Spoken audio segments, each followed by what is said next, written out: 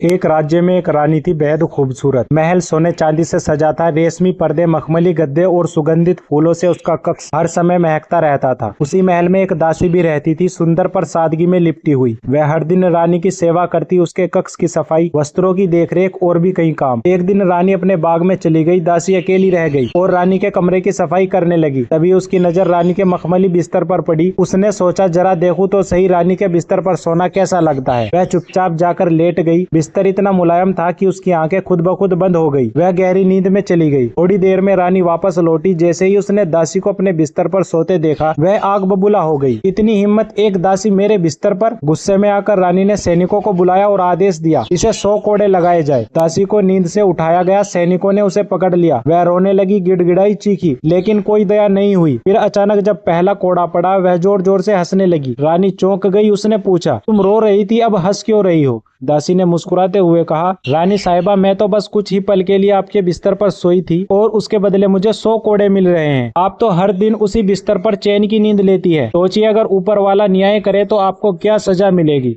रानी चौंक गई। उसका अहंकार टूटने लगा और उसे अपनी कठोरता पर शर्म आई। उसने दासी को रोका, सैनिकों को वापस भेजा और खुद दासी से माफी मांगी। उस दिन के बाद रानी बदल गई। उसने अपने व्यवहार में करुणा लाई, दासियों को सम्मान दिया। इस कहानी से हमें यही सीख मिलती है, अहंकार चाहे कितना भी ऊंचा हो, सच्चाई और सादगी के आगे झुक ही जाता है।